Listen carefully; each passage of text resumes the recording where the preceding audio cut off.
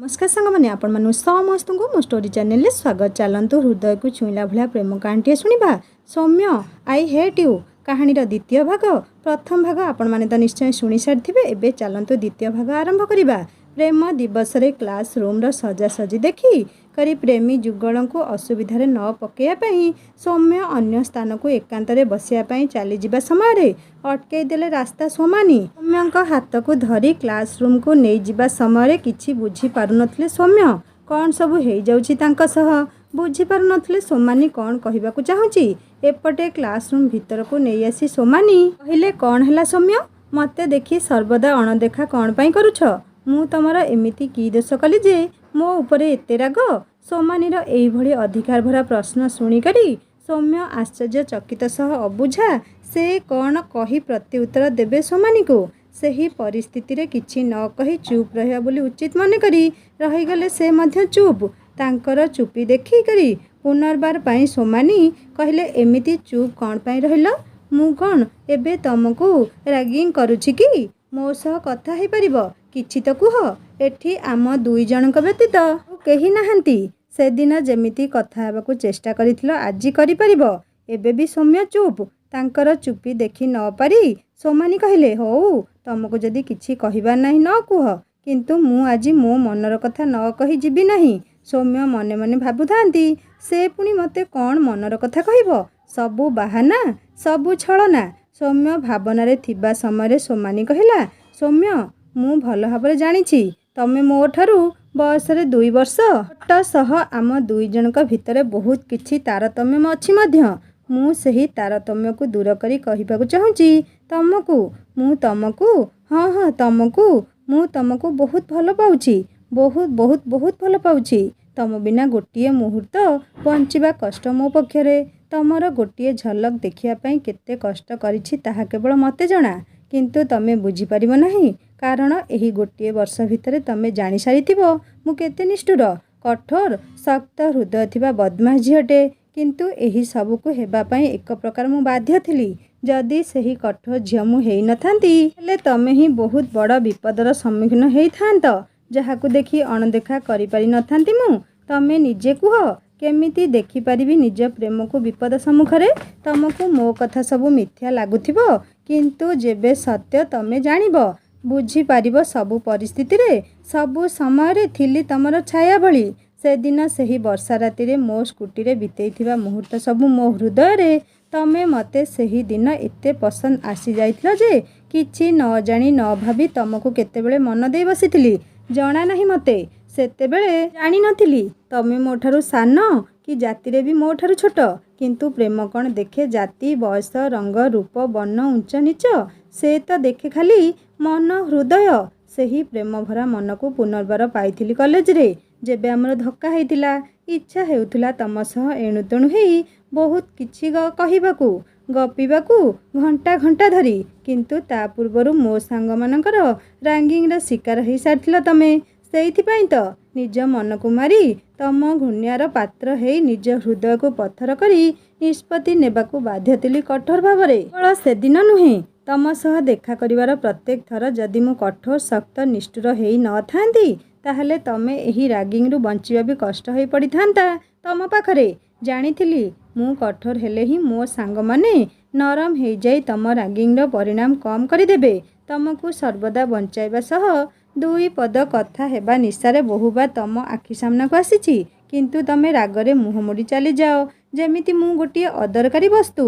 एबे तमे कुह एही सब भितरे भूल कोउठु मोर तुमको बंचाइबा पई कठोर हेबा भूल ना तुमको मन देबा भूल ना तुमको निज ठारू बेसी भल पाइबा भूल कोउठी मोर भूल। बहुत थर भाबिची ना तुमको भल पाइबी नाही तुमको भूली जीबी तुमको नहीं स्वप्न देखिबी नाही तमे तो भल पाउना मु कौन पाई भल पाइबी भूली जीबी निज प्रेम को किंतु जेते चेष्टा कले ना तुमको भूलुछि ना भूली पारुछि ना भूली पारिबी। हृदय कौन बुझिछि दुनियार कथा ना तम कथा ना तम राग हृदय तो केवल अनुभव करिछि तम शांत सरल निरीह आखि सह तम राग पछरे लुचिथिबा नरम हृदय को जहा पाई मते से प्रतिदिन एते आकर्षित करुथिला कि तुमको प्रेम करने मना कले भी तुम सह प्रेम हो जाउथिला आउ एबे सही प्रेम मो पाई पागलर अन्य नाम ଚାହିଁଲେ ସେଇ ପାଗଳାମୀକୁ ମୁଁ ଭୁଲି ପାରିବି ନାହିଁ କି ତମକୁ ଭୁଲି ପାରିବି ନାହିଁ। ବହୁତ ଭଲ ପାଉଛି ତମକୁ, ବହୁତ ବହୁତ। ଏହି ଆସରନ୍ତି ଆକାଶ ଆଉ ସମୁଦ୍ରର ଗଭୀରତା ଭଳି ବହୁତ ଭଲ ପାଉଛି ତମକୁ।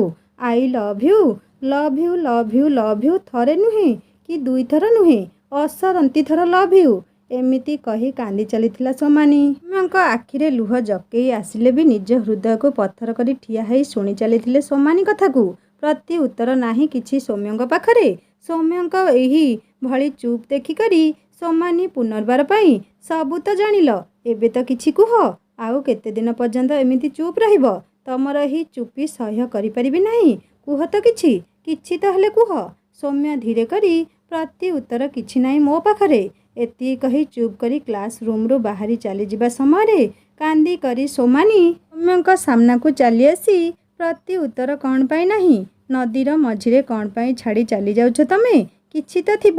ହଁ, ଥିବ ବୋଲି ବିଲକୁଲ ଆଶା ନାହିଁ। ଅନ୍ତତଃ ନାହିଁ ତ କହିପାରିବ? ହଁ, ନାହିଁ ମଝିରେ ତମେ ଅଟକ ନାହିଁ କି ମୋତେ ଅଟକାଅ ନାହିଁ। କିଛି ତ କୁହ। ଚିଡ଼ି କରି ସୌମ୍ୟ ବହୁ ଜୋରରେ ରାଗିକରି ଚିଲେଇ କରି, ହଁ, ମୋ ପାଖରେ ପ୍ରତି ଉତ୍ତର ଅଛି, କିନ୍ତୁ ତମକୁ ଦେବାକୁ ଚାହୁଁନଥିଲି। କିନ୍ତୁ ତମକୁ ଯଦି ଶୁଣିବାକୁ ଏତେ ଇଚ୍ଛା, ତାହେଲେ ଶୁଣ। I hate you, I hate you. ଥରେ ନୁହେଁ କି ଦୁଇଥର ନୁହେଁ, ବାରମ୍ବାର କହିବି ତୁମକୁ। I hate you Somani. ବହୁତ ଘୃଣ୍ୟା କରେ ତମକୁ। କାହାକୁ କେବେ ଏମିତି ଘୃଣ୍ୟ କରିନଥିବି। ହୃଦୟର ସହ ଘୃଣ୍ୟା କରେ ତମକୁ। ତମ ସହ ମୁଁ କ'ଣ? କୌଣସି ପୁଅ ବି ଗୋଟିଏ ମୁହୂର୍ତ୍ତ ରହିପାରିବ ନାହିଁ କି ତମକୁ ଭଲ ପାଇପାରିବ ନାହିଁ। ନିଜକୁ କେବେ ଆଇନାରେ ଦେଖିଛ? କେତେ ନିଷ୍ଠୁର, କଠୋର, ଶକ୍ତ ଦେଖିଲେ ବୁଝିପାରିବ। ନିଜ ଭୁଲକୁ ଲୁଚାଇବା ପାଇଁ ରାଗିଂର ନାମ ଦେଇ ବଞ୍ଚିଯିବା, ଏଇଟା ସବୁଠାରୁ ଗୋଟିଏ ଭୁଲ। ଏଇଟା ତମର ପ୍ରେମ ନୁହେଁ, ଏଇଟା ବି ତମର ଗୋଟେ ଛଳନା, ରାଗିଂର ଗୋଟିଏ ଅଂଶ। ତମେ କ'ଣ ଭାବିଲ ଏମିତି ମଜାକ ମୋ ସହ କଲେ ମୁଁ ତମ ହଁରେ ହଁ ଭରିବି? ସି ହେଇ କହିଦେବି ଆଇ ଲଭ୍ ୟୁ ସୋମାନି? କେବେ ନୁହେଁ। ମୁଁ ବୁଝି ସାରିଛି ତମକୁ, ଜାଣି ସାରିଛି ତମକୁ। ତମେ ଦୁନିଆର ସବୁଠାରୁ ବଡ଼ ମିଛୁଆ ସହ ଧୋକେବାଜ। ସେହିଭଳି ମଣିଷ ପାଇଁ ମୋ ମନରେ କେବେ ଭଲ ପାଇବା ଆସିବ ନାହିଁ କି ତା ପାଇଁ ମୋ ହୃଦୟରେ କିଛି ସ୍ଥାନ ନାହିଁ। ସେଇଥିପାଇଁ ତ ଗୋଟିଏ ଲାଇନରେ କହୁଛି ତମକୁ, I hate you, I hate you, I hate you Somani. ଏତିକି କହି ଚାଲିଗଲେ ସୌମ୍ୟ। ଏତିକି କରି ସୋମାନିର ପ୍ରେମ ନିବେଦନକୁ ମନା କରି ସୌମ୍ୟ ଚାଲି ଯାଇଥିଲେ ବାହାରକୁ। ଦୁଲ କରି ତଳେ ବସି ପଡ଼ିଥିଲା ସୋମାନି। ମାଟି ଅତଡ଼ା ଖସି ଯାଉଛି ତାର ପାଦ ତଳୁ। ଯେମିତି ଖୁବ୍ କମ୍ ସମୟ ମଧ୍ୟରେ ସବୁକିଛି ପରିବର୍ତ୍ତନ ହେଇଯାଇଛି ତାର ଜୀବନରେ।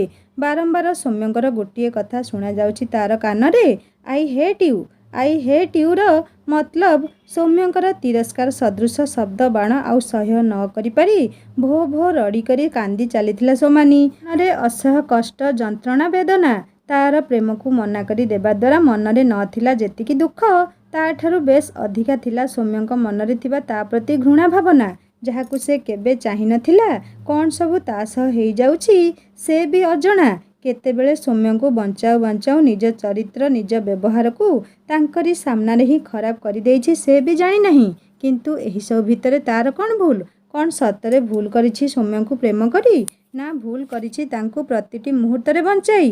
ସେହି ସବୁକୁ ଭାବିକରି କ୍ଲାସ୍ ରୁମ୍ ଭିତରେ ବସିକରି କାନ୍ଦି ଚାଲିଥିଲା ସୋମାନି। ବୋହି ଚାଲିଛି ଲୁହ ଅନବରତ ଭାବେ। ନା ସେହି ଲୁହ ବାଡ଼ ମାନୁଛି ନା ବନ୍ଧ। ଏପଟରେ ସୋମାନିକୁ ଏତେ ନିଷ୍ଠୁର କଟୁ ବଚନ କହିକରି ଆସିଥିବାରୁ ହୃଦୟ ଭାଙ୍ଗି ପଡ଼ିଛି ସୌମ୍ୟଙ୍କର ମଧ୍ୟ। ଇଚ୍ଛା ନଥିଲେ ବି ରାଗ ଅଭିମାନରେ ବହୁତ କିଛି କହିଦେଇଛନ୍ତି ସେ।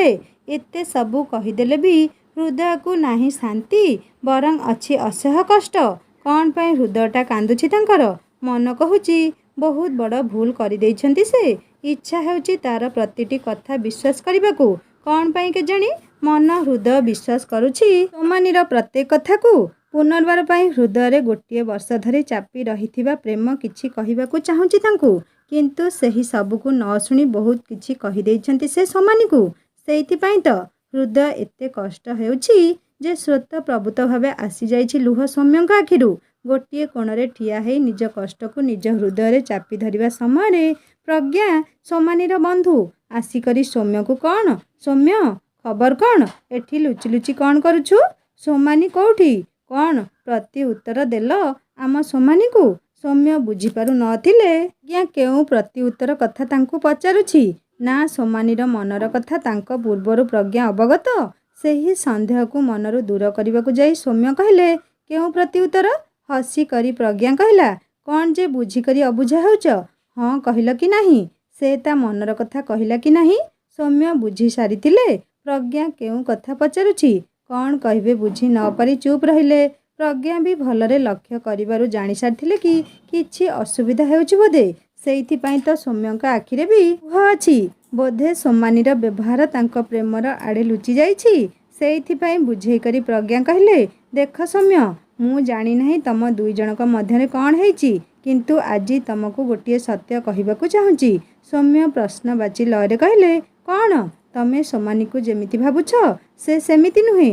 ସେ ବହୁତ ସାଧାରଣ ନିରୀହ ନରମ ଝିଅଟି।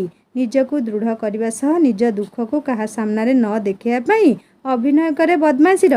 ତାକୁ କେହି ଅବଳା ଏକୁଟିଆ ନ ଭାବନ୍ତୁ ସେଇଥିପାଇଁ ଅଭିନୟ କରେ ଦୁଷ୍ଟର। ତମେ କେବେ ଭାବି କରି ଦେଖିଛ ଗୋଟିଏ ଆଧୁନିକ ଝିଅ ଯିଏ ସର୍ବଦା ଜିନ୍ସ ପ୍ୟାଣ୍ଟ ସାର୍ଟ ପିନ୍ଧେ, ସେ କ'ଣ ପାଇଁ ପିନ୍ଧେ ପାଦରେ ପାଉଁଜି? ଆଉ ଅଳ୍ପ ନୁହେଁ, ଏତେ ଲମ୍ବା କେଶ କ'ଣ ପାଇଁ? ସୌମ୍ୟ ଧୀରେ କରି କହିଲେ, କ'ଣ ପାଇଁ?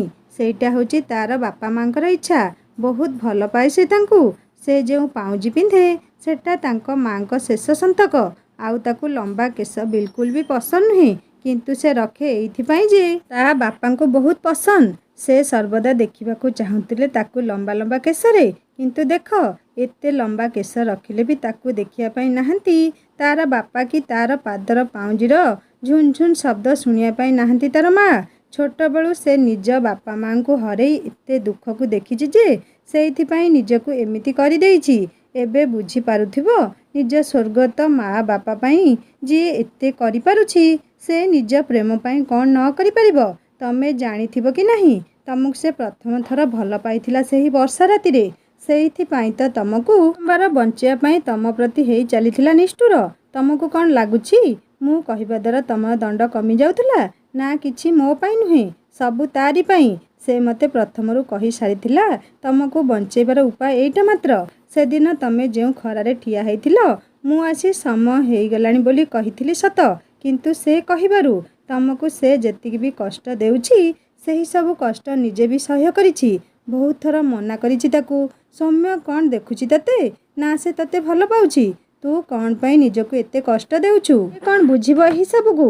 ନା ତତେ ସେ ଭଲ ପାଇବ? ମୋ କଥା ଶୁଣି ସେହି ପାଗଳୀ ଉତ୍ତର କ'ଣ ଦିଏ ଜାଣିଛ? ସେ ନ ଦେଖୁ, ନ ବୁଝୁ କି ନ ଜାଣୁ, କିନ୍ତୁ ମୁଁ କେମିତି ଦେଖିପାରିବି ଏତେ କଷ୍ଟ ତା'ର ଆଖିରେ? ତା'ଠାରୁ ଭଲ ପାଇବାର ଆଶା ନାହିଁ ମୋର। କିନ୍ତୁ ମୁଁ ଯେତିକି ଭଲ ପାଉଛି ସେତିକି ଯଥେଷ୍ଟ ମୋ ପାଇଁ। ତା'ର ସବୁ କଷ୍ଟ ମୋର। ସେ ଯେତିକି କଷ୍ଟ ପାଇବ ମୁଁ ବି ସେତିକି ପାଇବାର ହକଦାର। ଏବେ ବୁଝିପାରୁଥିବ କେମିତି ଭଲ ପାଉଥିବ ସେ ତମକୁ। ତା'ର ସେହି ଶାଶ୍ୱତ ଚିରନ୍ତନ ପ୍ରେମକୁ ଥରେ ଭାବିକରି ଦେଖ। ନିଜ ରାଗ ଅଭିମାନ ଆଡ଼ରେ ଭୁଲିଯାଅ ନାହିଁ ନିଜ ହୃଦୟର କଥା। ଏତିକି କହି ଚାଲିଗଲା ପ୍ରଜ୍ଞା। ନିଜେ କରିଥିବା ଭୁଲକୁ ପଶ୍ଚାତାପ କରିବା ସହ ସୋମାନିକୁ କହିଥିବା ଅକୁହା କଥା ସବୁକୁ ଭାବିକରି ଆଖିରେ ଆସିଯାଇଥିଲା ତାଙ୍କର ଲୁହ।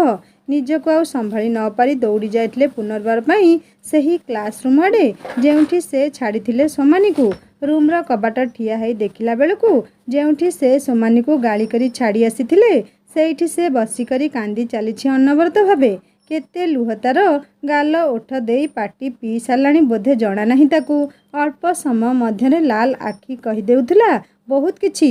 ସୌମ୍ୟଙ୍କୁ ସୋମାନିର ଏହିଭଳି ଅସହ୍ୟ କଷ୍ଟକୁ ଅନୁଭବ କରି ଦୌଡ଼ିକରି ଚାଲିଯାଇ ବସିପଡ଼ି ବହୁ ଜୋର ଭାବେ କୁଣ୍ଢେଇ ଧରି କାନ୍ଦି ଚାଲିଥିଲେ ସୌମ୍ୟ ବି। ସୋମାନି ବି ସୌମ୍ୟଙ୍କ ଏହିଭଳି ପରିବର୍ତ୍ତନକୁ ବୁଝି ନ ପାରି କାନ୍ଦି ଚାଲିଥିଲା ତାଙ୍କୁ ଧରିକରି। ଯେମିତି ତାଙ୍କ ପ୍ରେମର ପ୍ରତୀକ ଥିଲା ସେହି ଲୁହ, ସେହି କାନ୍ଦ, ସେହି ଅକୁହା କଷ୍ଟ। ମନ ଭରି ଉଭୟଙ୍କୁ ଧରି କାନ୍ଦିବା ଭିତରେ ସୋମାନିକୁ ବୁଝେଇ କରି, ପ୍ଲିଜ୍ କାନ୍ଦ ନାହିଁ ସୋମାନି, ସରି ସରି ସରି, ଭୁଲ ହେଇଗଲା, ସରି ମୋର ଭୁଲ ବୁଝିଦେଲି ମୁଁ ତୁମକୁ।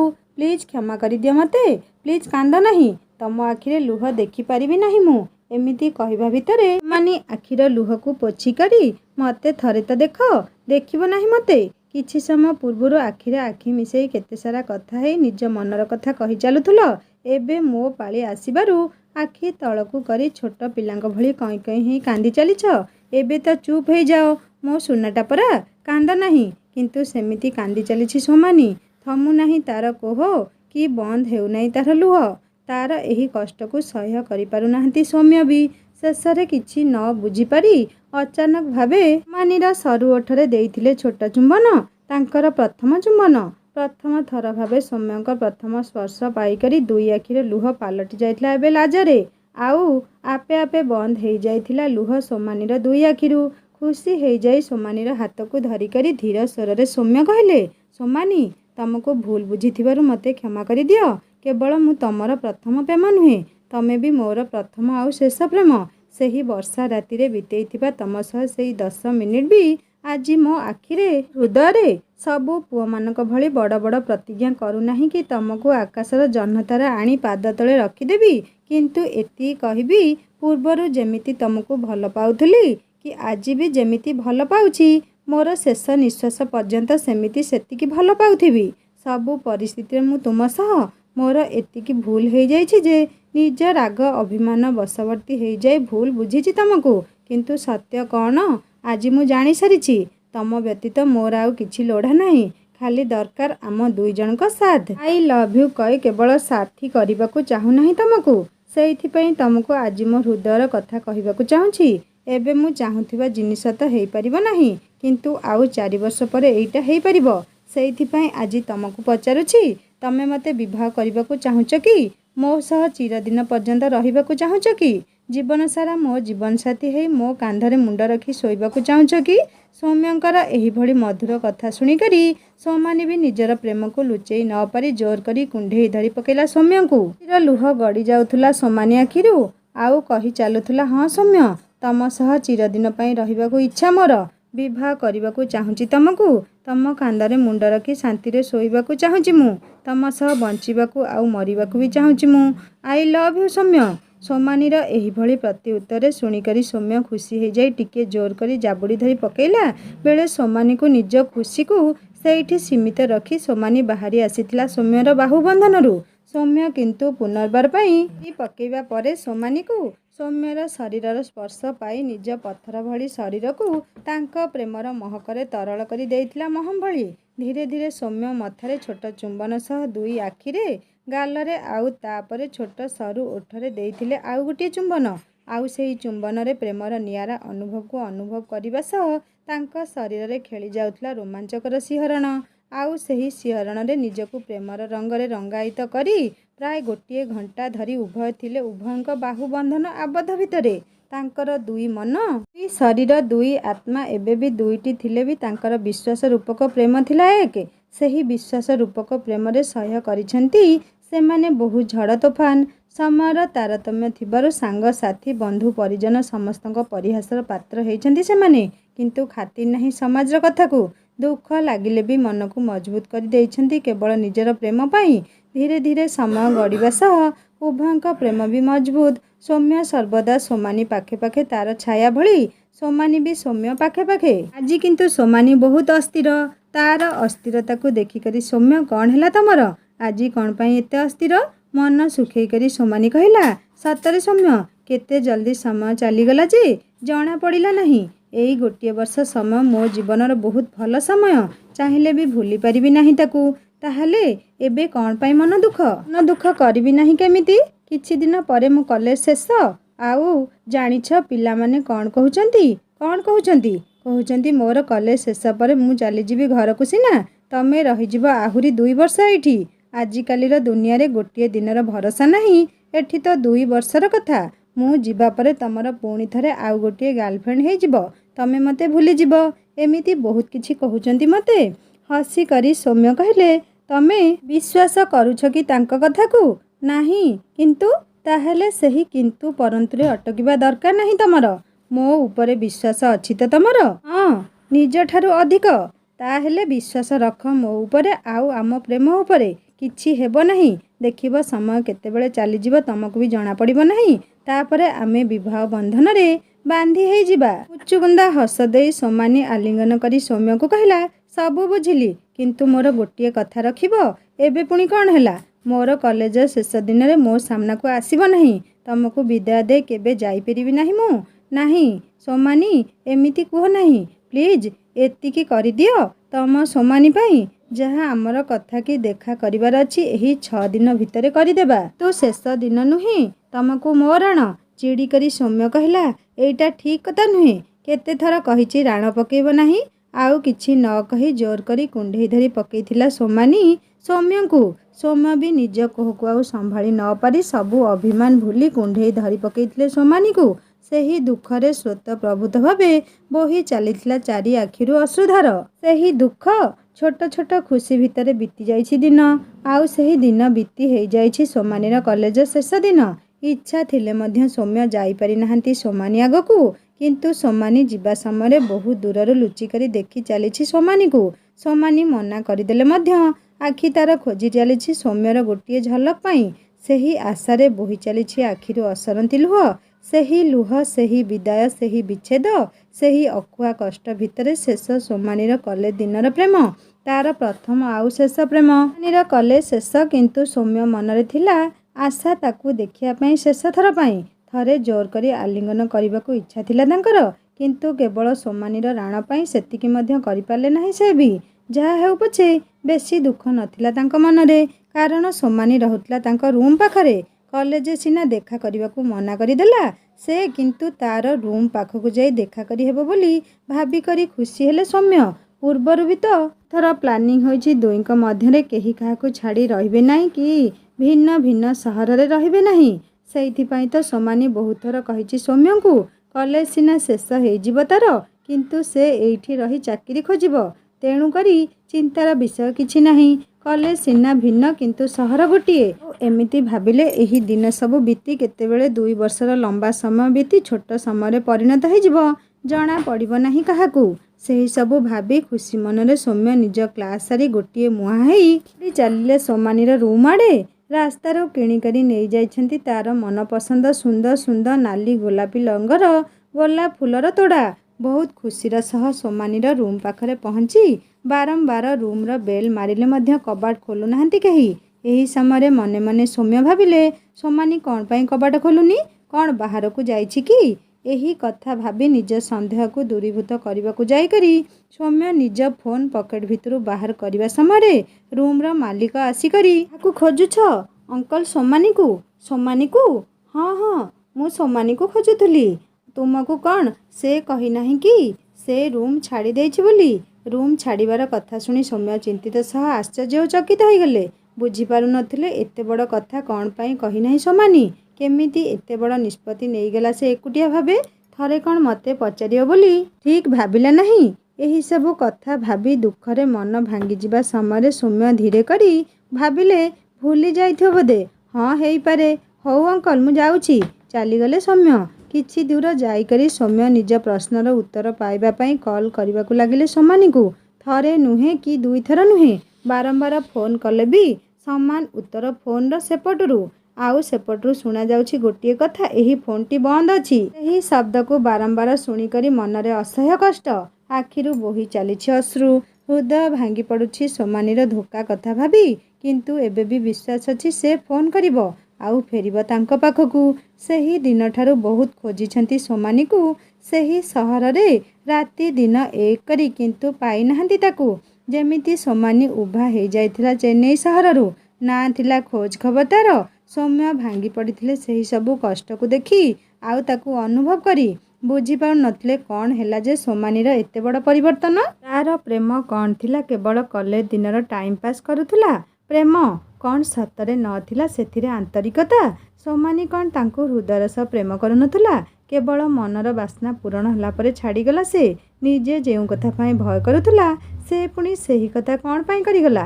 କିଛି ନ କହି କେମିତି ଚାଲିଗଲା ସେ? ଥରେ ବି ଭାବିଲା ନାହିଁ କେମିତି ମୋ କଥା? କ'ଣ ହେବ ମୋ ଅବସ୍ଥା ଥରେ ଚିନ୍ତା କରିଲା ନାହିଁ କ'ଣ ପାଇଁ? ଶେଷରେ ପ୍ରେମରେ ଏତେ ବଡ଼ ଧୋକା ପାଇ କି ପଡ଼ିଥିଲେ ମଧ୍ୟ ନିଜକୁ ଆଗକୁ ବଢ଼ିବାର ଅଛି ଭାବି ପାଠପଢ଼ାରେ ମନ ଦେଲେ ସୌମ୍ୟ। ଦେଖୁ ଦେଖୁ ଆଜିକି 3 ବର୍ଷ ଅତିକ୍ରମ। ସେହି 3 ବର୍ଷ ଭିତରେ ନା ସୋମାନିକୁ ଦେଖିଛନ୍ତି, ନା ତା ବିଷୟରେ କିଛି ଶୁଣିଛନ୍ତି। ଏତିକି କହିବା ଭିତରେ ଆଖିରୁ ଆସି ଯାଇଥିଲା ଲୁହ ସୌମ୍ୟଙ୍କର। ତାଙ୍କ ସହ ଆଖିରୁ ଲୁହ ଆସିଯାଇଛି ରଞ୍ଜନର। ଅନୁଭବ କରିପାରୁଛି ସେ। ପ୍ରେମର ଅନ୍ୟ ନାମ ଧୋକା, କଷ୍ଟ, ଲୁହ, ମିଥ୍ୟା, ଛଳନା ଆଉ ରହସ୍ୟ। ସେହି ଦୁଃଖ ଭିତରେ ରଞ୍ଜନ କହିଲା, ସତରେ ସୌମ୍ୟ, ଏହି 3 ବର୍ଷ ଭିତରେ ସେ କେବେ ବି ଫୋନ୍ କରିନାହିଁ ତୋତେ? ଥର ସହ ସୌମ୍ୟ କହିଲେ, ନା, ଥରେ ବି ନୁହେଁ। ସେଇଥିପାଇଁ ତ ଏହି ସହର ଛାଡ଼ି ନାହିଁ, କି ସେହି ରୁମ୍, କି ସେହି ଫୋନ୍ ନମ୍ବର। ତାହେଲେ ତତେ କ'ଣ ପାଇଁ ଛାଡ଼ିକରି ଚାଲିଗଲା ସେ? ସବୁ ତ ଠିକ୍ ଥିଲା ତମ ଦୁହିଁଙ୍କ ଭିତରେ। ସେହି ପ୍ରଶ୍ନର ଉତ୍ତର ଆଜି ପର୍ଯ୍ୟନ୍ତ ମୁଁ ପାଇନାହିଁ। ତତେ କେମିତି ଦେବି? ତାହେଲେ ତୁ ତାର ସାଙ୍ଗ ପ୍ରଜ୍ଞାକୁ ପଚାରିଲୁ ନାହିଁ କ'ଣ ପାଇଁ? ହଁ, ତାକୁ ବି ବହୁତ ଥର ପଚାରିଛି। ତୁ ସେ ପ୍ରତି ଥର କହିଛି ତାକୁ ବି ଜଣା ନାହିଁ କିଛି। କଲେଜ ଛାଡ଼ିବା ପରେ ତା ସହ ବି ସମ୍ପର୍କ ନାହିଁ। କେବଳ ତା ସହ ନୁହେଁ, ଅନ୍ୟ କାହା ସହ ବି ସମ୍ପର୍କ ନାହିଁ ତାର। ତୁ ଜାଣିନାହୁଁ ସୌମ୍ୟ, ଝିଅମାନେ ହିଁ ସେମିତି। ସର୍ବଜା ନିଜ ଆଖିର ଲୁହକୁ ଦେଖେଇ ହଜେଇ ଦିଅନ୍ତି ନିଜ ମାୟା ଜାଲରେ। ଆଉ ଆମେ ପୁଅମାନେ ବି ସବୁଠାରୁ ବଡ଼ ମୂର୍ଖ। କିଛି ନ ବୁଝି ନ ସୁଝି ଫସିଯାଉ ବି ତାଙ୍କ ମିଠା ମିଠା କଥାରେ। ଆମ ଆଖିର ଲୁହକୁ କିଏ ଦେଖେ ନା ଆମ ହୃଦୟର କଷ୍ଟ କିଏ ବୁଝେ? ସମସ୍ତେ ଦେଖନ୍ତି ଝିଅର କଷ୍ଟ ଆଉ ଲୁହ। ଆମର କ'ଣ ହୃଦୟ ଅଛି? ଆମେ ପୁଅ ପିଲା ନା। ଆମ ହୃଦୟ ଝିଅମାନଙ୍କ ଭଳି କ'ଣ ମହମ? ଆମର ତ ପଥର ସଦୃଶ ଶକ୍ତ। ନା ଭାଙ୍ଗିଲେ ଶୁଣାଯିବ, ନା ଯେତେ କଷ୍ଟ ଦେଲେ ଭାଙ୍ଗିବ। ତୁ ସେମିତି କହ ନାହିଁ। ସବୁ ଝିଅମାନଙ୍କ କଥା ଜାଣି ନାହିଁ। ମୋ ମନ କହୁଛି ସୋମାନି ଠିକ୍ ଥିବ। ସବୁ ଭୁଲ ତ ମୋର। ମୁଁ ତାକୁ ଯେଉଁ ଗୋଟିଏ ବର୍ଷ ଯାଏଁ ଘୃଣା କରୁଥିଲି ତାର ପରିଣାମ ଏଇଟା। କେତେ ଥର ଆଇ ହେଟ୍ ୟୁ କହିବା ସହ କେତେ ଅକଥା କହିଛି ତାର ପରିଣାମ ଏବେ ହିଁ ଭୋଗ କରୁଛି ମୁଁ, ଆଉ କିଛି ନୁହେଁ। ବିଶ୍ୱାସ ଅଛି ଆଜି ନହେଲେ କେବେ ନା କେବେ ସେ ଦେଖାଦେବ ମୋ ସହ। ଆଉ ସେ ମୋତେ କହିବ ସେଦିନ I love you Soumya, I love you Soumya. ଚିଡ଼ିକରି ରଞ୍ଜନ କହିଲା, ସତରେ ତୁ ପାଗଳ, ଗୋଟିଏ ବଡ଼ ମସ୍ତ ବଡ଼ ପାଗଳ। ସେ ତତେ ନ ପଚାରି ମୁହଁ ମୋଡ଼ି ଚାଲିଗଲା, ଆଉ ତୁ ଏବେ ବି ଅପେକ୍ଷା କରିଛୁ ତାର ବାଟକୁ। ମୁଁ କହୁଛି ତତେ ସେ ଫେରିବ ନାହିଁ, କେବେ ବି ଫେରିବ ନାହିଁ। ତୁ ତୋର ସଂସାର ଦେଖେ। ଏବେ ତ ସେ ବିବାହ କରି ଖୁସିରେ ରହିସାରିଥିବ। କିନ୍ତୁ ବୁଝେ ନାହିଁ ସୌମ୍ୟ ମନ। ଆଜି ବି ବିଶ୍ୱାସ ଅଛି ସୋମାନି ଫେରିବ, ନିଶ୍ଚିତ ଭାବରେ ଫେରିବ। ଏହି କଥାବାର୍ତ୍ତା ଭିତରେ ପହଞ୍ଚିଗଲେ ସେହି ବିହାରରେ। ପୂର୍ବରୁ ବୁକିଂ ହୋଇଥିବା ହୋଟେଲରେ ଫ୍ରେଶ୍ ହେଇ ବାହାରି ପଡ଼ିଲେ ସୌମ୍ୟ ରଞ୍ଜନ ବିବାହରେ ଯୋଗ ଦେବା ପାଇଁ। ନିଜର ଦୁଃଖକୁ ସେଇଠି ସୀମିତ ରଖି ସୌମ୍ୟ ରଞ୍ଜନଙ୍କ ସହ ଯୋଗ ଦେବା ପାଇଁ ବାହାରି ପଡ଼ିଲେ ବିବାହକୁ। ବହୁତ ଖୁସିରେ ନାଚି ନାଚି ପହଞ୍ଚିଗଲେ ଝିଅ ଘର ସାମ୍ନାରେ। ବରଯାତ୍ରୀଙ୍କୁ ବହୁତ ଖୁସିରେ ସ୍ୱାଗତ କରି ଚାଲିଥିଲେ ଝିଅ ଘର। ସେହି ସମୟରେ ଅଚାନକ ଭାବେ ସୌମ୍ୟଙ୍କର ଆଖି ପଡ଼ିଥିଲା ଝିଅ ଆଉ ପୁଅର ନାମ ଉପରେ। ତାକୁ ଦେଖି ମନ ବିଚଳିତ। ସେହି ବିଚଳିତ ଆଖି ଅଧୈର୍ଯ୍ୟ କରି ପକାଉଥିଲା ତାଙ୍କୁ। ଗୋଟିଏ କ୍ଷଣ ବି ସେଇଠି ଠିଆ ହେଇ ମିଥ୍ୟା ହସ ଓଠରେ ଦେବା ପାଇଁ ଶକ୍ତି ନଥିଲା ତାଙ୍କର। ତେଣୁକରି ବନ୍ଧୁଗଣଙ୍କ ଆଡ଼ରେ ଚାଲି ଯାଇଥିଲେ ଭିତରକୁ। କ'ଣ ପାଇଁ ମନେ ହେଉଥିଲା ଆଜି ପାଇବେ ସେ ତାଙ୍କର ପ୍ରଥମ ଆଉ ଶେଷ ପ୍ରେମକୁ। ତାହା ସହ ମିଳିଯିବ ମନରେ ଚାଲିଥିବା ଅସରନ୍ତି ଉତ୍ତରତକ। ସେହି ଆଶାରେ ଲୁଚି ଲୁଚି ପହଞ୍ଚିଗଲେ ସେ ଝିଅ ରୁମ୍ ସାମ୍ନାରେ। ନିଜ ଭୟ ନିଜ ମନ ଭିତରେ ରଖିକରି ଅଚାନକ ଭାବେ ଭିତରକୁ ପଶିଯିବା ପରେ ତାଙ୍କୁ ଏକୁଟିଆ ପାଇ ଝିଅର ସାଙ୍ଗମାନେ ଯେତିକି ଆଶ୍ଚର୍ଯ୍ୟ ଥିଲେ, ସେତିକି ଆଶ୍ଚର୍ଯ୍ୟ ଥିଲା ସେଦିନର ନୂଆବଧୂ ବେଶ ସାଜିଥିବା ସୁନ୍ଦର ବୋହୂ। ସୌମ୍ୟଙ୍କର ଅସ୍ଥିର ମନକୁ ଦେଖି ବୁଝି ସାରିଥିଲା କିଛି କହିବାର ଅଛି ତାଙ୍କୁ। ତେଣୁକରି ସେହି ଝିଅଟି ତାର ସାଙ୍ଗମାନଙ୍କୁ, ତମେ ସମସ୍ତେ ଗଲ ଏଠୁ, କାମ ଅଛି ମୋର। ସମସ୍ତେ ଚାଲିଗଲେ ସେହି ରୁମ୍ରୁ। ଏକାକୀ ସୌମ୍ୟକୁ ଏକୁଟିଆ ପାଇକରି ସେହି ଝିଅଟି କହିଲା, କ'ଣ ହେଲା ସୌମ୍ୟ? ଏବେ କୁହ କ'ଣ କହିବାର ଅଛି? ସୌମ୍ୟ ଧୀରେ କରି କହିଲେ, ତମକୁ ଆଜି ଏମିତି ପାଇବି ବୋଲି ଆଶା ନଥିଲା ମୋର। ବାଇ ଦ ୱେ କଂଗ୍ରାଚୁଲେସନ୍, ବିବାହର ବହୁତ ବହୁତ ଶୁଭେଚ୍ଛା। ଧନ୍ୟବାଦ। କିନ୍ତୁ ତମେ କେମିତି ଜାଣିଲ ମୋର ଆଜି ବିବାହ ହେଉଛି? ମୁଁ ତ ଜାଣିନଥିଲି। ଏବେ କିଛି ସମୟ ପୂର୍ବରୁ ଜାଣିବାକୁ ପାଇଲି। ତମେ ଯାହାକୁ ବିବାହ କରୁଛ ସେଇ ପୁଅର ବନ୍ଧୁ ମୋର ବନ୍ଧୁ। ସେ ମୋତେ ଆଣି ଆସିଛି ଏହି ବିବାହକୁ। କିଏ ଜାଣିଥିଲା ଏମିତି କିଛି ହେଇଯିବ ବୋଲି? ଭଗବାନ ଏମିତି କିଛି ଚାହୁଁଥିଲେ। ଭଗବାନ ହିଁ ଚାହୁଁଥିଲେ ମୋ ପ୍ରେମକୁ ଆଜି ମୁଁ ପାଇଯାଏ। ପ୍ଲିଜ୍, ଆଜି ଏତେ ବଡ଼ ଦିନ ତମ ପାଇଁ। ଆଜି ତ ସତ୍ୟ କହିଦିଅ ମୋତେ। ମୁଁ ଜାଣିଛି ତମେ ତାର ବେଷ୍ଟ ଫ୍ରେଣ୍ଡ। ତମେ ସବୁ ଜାଣିଥିବ। କୁହ ପ୍ରଜ୍ଞା, କୁହ ସୋମାନି କୋଉଠି? କେବଳ ଥରେ ତାକୁ ଦେଖା କରିବାକୁ ଚାହୁଁଛି। କୁହ ତ। ସୌମ୍ୟଙ୍କ ଆଖିରେ ସେହି ପ୍ରେମକୁ ଦେଖିକରି ପ୍ରଜ୍ଞା, ସେ ଏବେ ମୃତ୍ୟୁ ସହ ଲଢ଼େଇ କରୁଛି। ସେ ଏହି ସହରରେ, ତାକୁ କ୍ୟାନ୍ସର। ତମେ ଜଲ୍ଦି ଯାଅ, ଥରଟିଏ ତାକୁ ଦେଖା କରିଦିଅ। ମୁଁ ତମକୁ ସେହି ହସ୍ପିଟାଲ ଆଡ୍ରେସ୍ ମେସେଜ କରିଦେଉଛି। ଯାଅ ତମେ ଜଲ୍ଦି। ବୋଧେ ତମକୁ ପାଇ ସେ ନୂଆ ଜୀବନ ପାଇପାରେ। କିଛି ନ ଭାବି ଗୋଟିଏ କ୍ଷଣ ବି ବିଳମ୍ବ ନ କରି ସୌମ୍ୟ ଚାଲିଗଲେ ସୋମାନିକୁ ଦେଖିବା ପାଇଁ।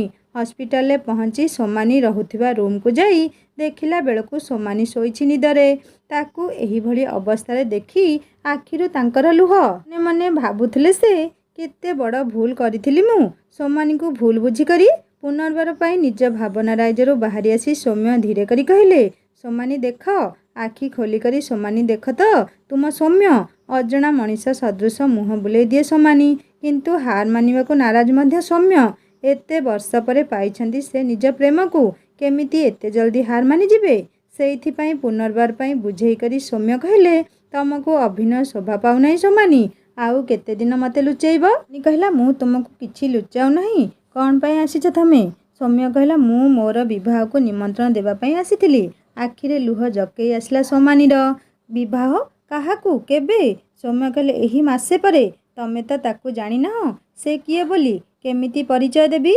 सोमानी कहला केमिति जदि किछि तो ता विषय रे कुह, देखिबाकू केमिति तम सह किछि मुहूर्त विषय किछि भी। सौम्य कहले से ना देखिबाकू बहुत सुंदर, ताकू मु प्रथम थर देखिली समुद्र कूल रे। तार सेही हस निरीह आखि मते करिथिला तार आड़कू आकर्षित। एही कथा से मध्य जानी नाही। तार लंबा केश निरीह आखि गोलापी ओठ सह पादर पाउजी मते बहुत भल लगे। से मो जीवनर एकमात्र झील जार कांधरे मु प्राय 1 घंटा धरी मुंड रखी ताकू आलिंगन करी रहिची। ताकू ही विवाह करबाकू जाउची मु। एति कही टेबुल उपरे फूल तोड़ारू गोटिए गोलाप फूल कहले एबे बुझिल सेही झीलटी किए। से झील आउ केही नुहे तमे, केवल तमे। मु तुमको विवाह करबाकू चाहूची, आउ अपेक्षा भी करि परिबी नाही। गत मासरे ही आमर विवाह हेब। तमे कौन भाविल मो प्रेम एते तुच्छ, तमर एही अवस्था रे छाड़ी चली जी मु केमिति भाविल मते चलीगले मु भूली जीवी तुमको। प्रतिटी मुहूर्त तम चिंतारे, तम भावना भितरे केते खोजिछि मने मने तुमको। केते राति अनिद्रारे बीतीथिबो हिसाब नाही मोर। ना भूलिछि तम प्रेम को, ना तम सह बीतेइथिबा मुहूर्त को। तमे धीरे करी सोमानी कहला एइथिपाई करी नाही जे तुमको भल पाउछि, एइथिपाई करिछि कारण तुमको केवल भल पाउछि। जदि तमे नुहे ताहले मोर पाखरे आउ केही नुहे मध्य। सौम्य कहले आउ केही नुहे जदि केवल मु, ताहले मते कहिल नाही कौन पाई। कौन विश्वास नथिला मो प्रेम उपरे। बलिदान अर्थ कौन केवल तुमको जणा, मु ताहले कौन। सोमानी कहला नाही सौम्य सेमिति कुह नाही। तमे मो पाई किछि विश्वास थिला आम प्रेम उपरे, किंतु कम समर मनीष मु। आउ सेही मनीष पाई तमे तमर जीवन को जलांजलि देदेले मु मरीजीवी तिल तिल हेई। सौम्य अभिमान सह सोमानी पाटिरे हाथ दे कहले तमे कौन कहूच, किछि हेब नाही तमर। विश्वास थिले सब किछि ठीक हे जिवो। तुमको निज पाई नुहे, तुम सौम्य पाई एही जीवन सह संग्राम करिवाकू पड़िबो। तुमको आम प्रेम पाई बंचिबाकू पड़िबो, तुमको मो पाई बंचिबाकू पड़िबो। तम बिना मु अधूरा। तमे मोर सेही आई हेट यू कहिबार प्रतिशोध नेबा दरकार नहीं, आउ केबे कहिबी नहीं। सेदिन हेट यूर माने नथिला तुमको घृण्य करुछि, तार माने थिला तुमको निज जीवन ठारू अधिक मु भल पाउछि। अभिमाने कहिदेले भी हृदय सबदा कुहे आई लव यू सोमानी। एतिकी कही सौम्य बहुत जोर करी धरी पकेइथिला सोमानी को। चारि आखिरु लुह झरी जाउथला झरझर हेई। आशा बहुत कम थिले मध्य विश्वास थिला सौम्यर। विश्वास रे आगरे ही हार मानि जांती भगवान मध्य। सांग माने या भितरे 5 वर्ष परे रूम रे शुभुथुला ऋषि डाक सह खिली खिली हस। सौम्य आउ सोमानीर एकमात्र पुओ। सोमानी निज सह संग्राम करी विजय हेई फेरी आसी सौम्य पाखकू। सौम्यर विश्वास जितिबा सह तांको प्रेमर मध्य विजय होईछि। सांग माने कहानीटी एइठी समाप्त करुछि। कहानी केमिति लागिला मते निश्चय कमेंट करी जणाइबे। आउ प्रथम भागटी निश्चय पढ़िबे। आउ हाँ जदि कहानी भल लागिथा लाइक टे करिवे, सांग मान सहित शेयर करिवे। आउ जदि मो चैनल नुआ अछंती त सब्सक्राइब करी बेल आइकन दबे देबे। मोर गोटे हिंदी स्टोरी चैनल अच्छी जार लिंक मु एही स्टोरी डिस्क्रिप्शन में देदेवी। आपण माने क्लिक कले सुंदर सुंदर हिंदी स्टोरी पढ़ी पारिबे और सुनी पारिबे। एबे मते विदाय दियंतु, पुणी जल्दी नहीं आसीबी आउ गोटे सुंदर कहानी। रहुची नमस्कार, जय जगन्नाथ।